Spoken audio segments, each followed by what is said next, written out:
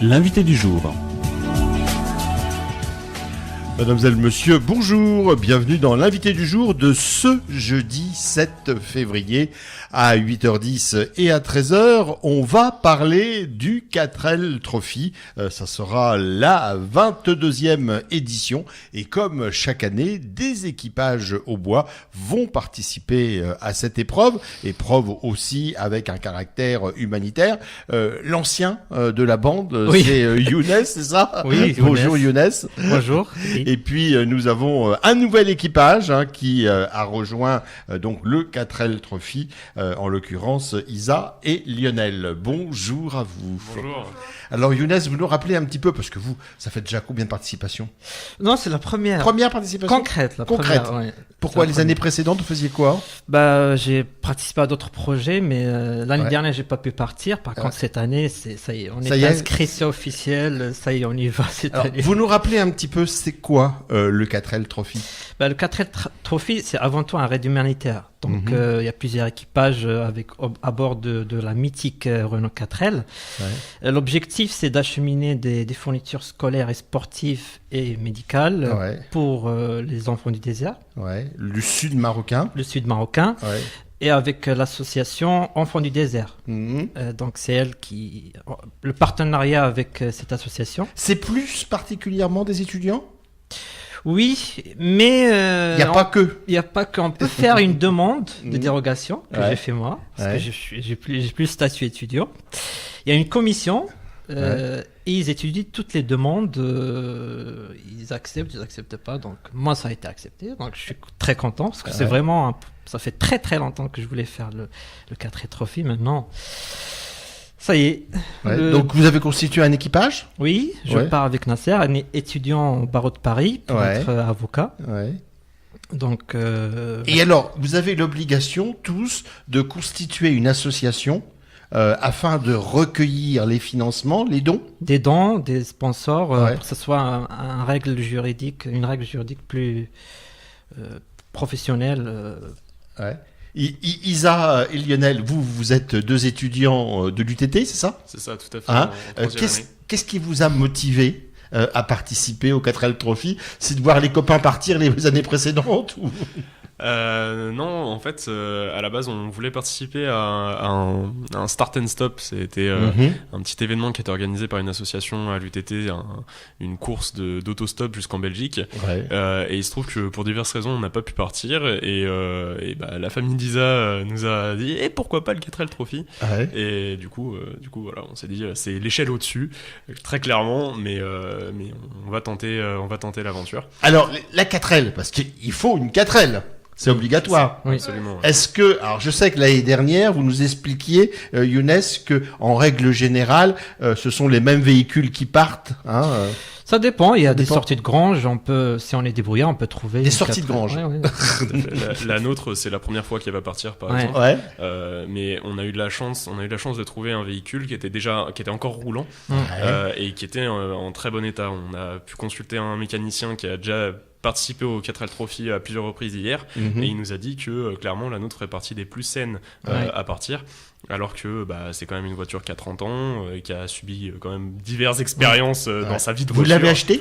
Oui, d'accord. Donc il a fallu aussi trouver les fonds pour l'acheter, non? C'est ça, tout à fait. En fait, on a fait diverses opérations pour relever des fonds. Donc la plus grosse, ça a été trouver des sponsors. Et la plus difficile aussi. Aussi, on a fait des ventes de stylos au porte-à-porte, à différentes manifestations.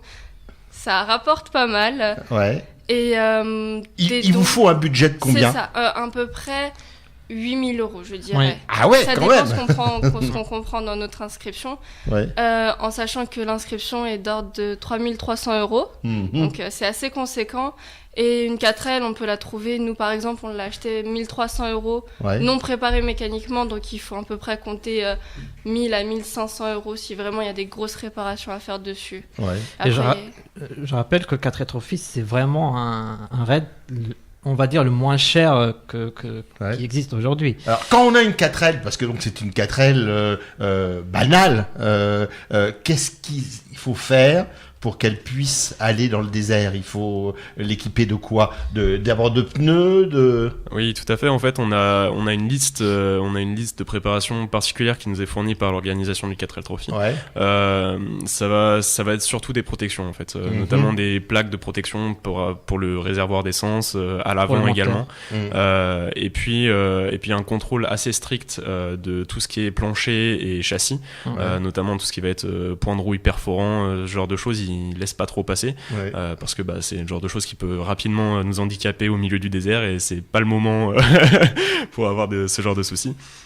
Après, le reste de la préparation pour solidifier tout ça, ça reste à notre discrétion. En général, les équipages rajoutent facilement des choses. Un peu le côté confort, non? C'est ça.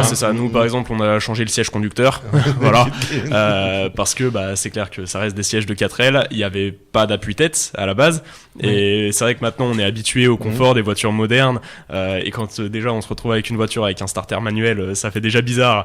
Donc en plus quand on n'est pas confortable, c'est compliqué, d'autant plus qu'on va quand même faire 6000 km. Donc ça a nécessité aussi de vous intéresser à la mécanique de la voiture?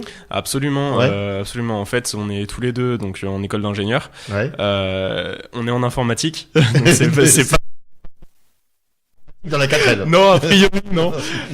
Du coup, on a la chance d'être entouré de certains de nos amis qui, eux, sont en mécanique et qui ont pas mal d'expérience, donc ont pu nous aider.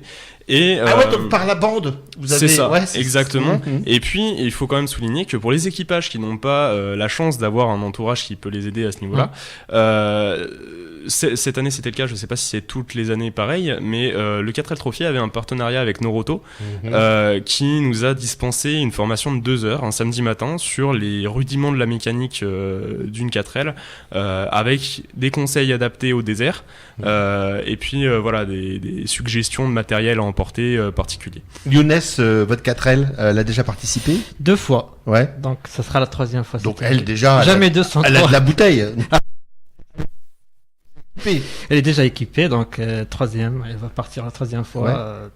Vous, c'est pareil, il a fallu quand même lever le capot, regarder. Oui, il faut toujours entretenir, il faut toujours mettre à niveau plusieurs éléments de sécurité, le châssis par exemple, le moteur, tout ce qui est électrique, tout ça, il faut toujours entretenir. Comment vous avez fait pour récupérer les 8 000 €? Moi, j'ai un gros sponsor qui m'a de la chance. Financé pas mal, donc sans lui, je pense qu'on... C'est qui? C'est LDLC. Ouais. C'est une entreprise e-commerce. Ouais. Donc c'est eux qui nous ont vraiment beaucoup aidés. Ouais. Et donc après, il y a des dons par-ci par-là, parce qu'on a aussi une association, donc on récolte des dons. Vous aussi? Alors vos sponsors, c'est qui?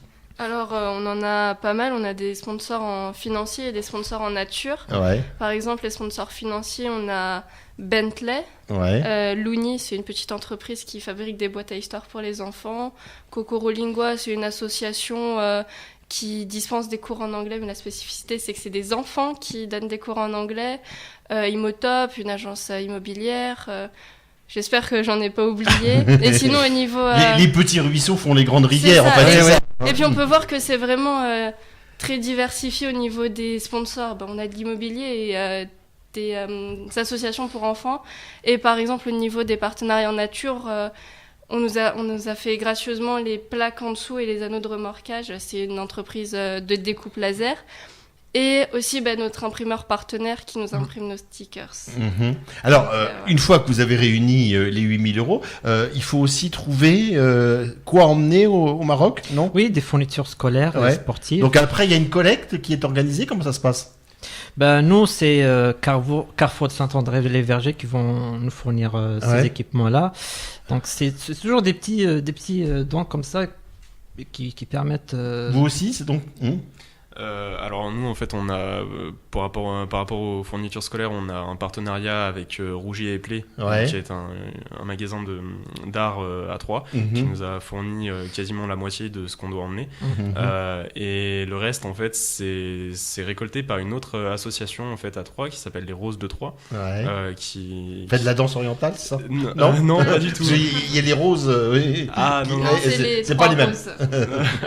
non, pas du tout. En fait, ce sont 3 femmes qui ont participé à un autre raid du 4L Trophy, de Desert Tour, pardon, et qui du coup qui ont été en contact avec également les enfants du désert et qui sur place ont eu l'occasion de leur demander ce dont ils avaient besoin. Et du coup, Desert Tour les a orientés, leur a dit de se mettre en contact avec un équipage du 4L Trophy pour acheminer certaines choses. Donc du coup, ils nous aident à récupérer notamment du matériel de sport et du matériel sanitaire. Qu'est-ce qui vous motive dans cette participation au 4L Trophy ? Déjà, c'est une grande aventure sportive et surtout humanitaire. On peut aider son prochain, des enfants qui n'ont pas eu la chance de grandir comme nous dans ce pays. Donc, c'est vraiment ça, je pense. C'est d'aller au contact justement avec ces enfants du sud du Maroc et de leur apporter un petit peu quelque chose, quoi. C'est ça, tout à fait. Moi personnellement, ce que je trouve assez impressionnant, c'est de se dire que oui, en fait, tout le matériel qu'on va apporter, ça coûterait certainement 8000 fois moins cher de tout acheminer en avion, sauf que la question c'est qui paierait quand même, parce que ça coûterait quand même des sous, et de se dire que si on fait le calcul sur les frais d'inscription, etc., c'est un budget de plusieurs millions d'euros, tout équipage confondu, et moi je trouve ça assez impressionnant de se dire que chaque année, les entreprises, que ce soit françaises ou internationales, s'il y en a qui trouvent des sponsors internationaux, les entreprises et les particuliers donnent plusieurs millions d'euros à des étudiants pour acheminer du matériel scolaire. C'est bien. C'est absolument. C'est génial. C'est le genre de choses qui redonnent foi un petit peu en l'humanité, après tout. Mais voilà, alors il y en a qui diront qu'on est juste des étudiants qui s'amusent à emmener des voitures de collection pour les déglinguer dans le désert. Non, c'est pas ça. Voilà, j'aime pas trop voir les choses comme ça, parce qu'au final, on oublie quand même Et c'est pas ça, puisque Younes le dit, sa voiture, ça fait 3 fois qu'elle a fait le trajet, qu'elle a fait le voyage. Et surtout, il faut voir les actions qu'a mené l'association Enfants du désert, pour voir l'ampleur depuis toutes ces années, ce qu'ils ont fait, plus de 27 salles d'école, on peut parrainer des enfants, ils ont vraiment fait. C'est ça qui vous motive, Younes? Oui, surtout moi particulièrement. C'est d'aller les enfants du sud du Maroc. Et surtout que moi aussi, je suis d'originaire de ce pays-là, donc je suis très sensible à ces actions. Et la présidente Laetitia Chevalier de cette association Enfants du désert, ils ont vraiment fait beaucoup de choses extraordinaires dans ce pays-là. Et c'est pour ça que vous avez tweeté ce matin, vous avez fait un tweet, vous avez dit donner 50 €, ça vous coûtera 17. C'est exactement la même chose. On peut aussi faire des dons à cette association. Ça coûtera vraiment rien parce que c'est d'utilité publique. Alors, il y a un esprit de compétition quand même. Outre ce côté humanitaire, très légèrement, c'est vrai que ça reste un raid. Par contre, en fait, l'idée c'est de supprimer toute notion de vitesse, parce que on est dans des vieilles voitures malgré tout, que le but c'est de pouvoir revenir aussi avec. Voilà. On a une assurance rapatriement, mais on aimerait bien ne pas s'en servir. Donc l'idée c'est Puis c'est aussi de profiter des paysages, de découvrir le pays, je pense. Tout à fait, absolument. C'est course d'orientation, on va dire. Voilà, c'est plus dans cet objectif-là, tout à fait. Pour nous inciter à ménager notre monture, et puis aussi en termes d'accident, parce que ça reste un véhicule roulant, et voilà, c'est vrai que on est presque 2000 équipages, donc ça veut dire 2000 4L, donc 2000 accidents potentiels. Et pour gagner, il faut faire le moins de kilomètres possible. Voilà, c'est ça. Et tout à l'heure, hors antenne, vous le disiez, Younes, c'est le seul équipage de l'UTT de Troyes, et vous êtes 6 équipages au bois à participer cette année, à ce 4L Trophy. On va vous suivre. Départ de Biarritz le 21 février à 12h30. Retour prévu en principe. En principe à 3 même. Je pense que le le 5, on va dire. Ça dépend parce qu'en fait, le raid, il dure jusqu'au 3 mars. On arrive le 3 mars en bas de l'Espagne. Ouais. Donc après, c'est laissé libre à chaque équipage de remonter comme il veut en France. Ouais. Puis est-ce que la 4L va pouvoir rentrer? On l'espère. On l'espère. Merci à vous. Merci. Un très bon 4L Trophy. Merci beaucoup. Au revoir. L'invité du jour.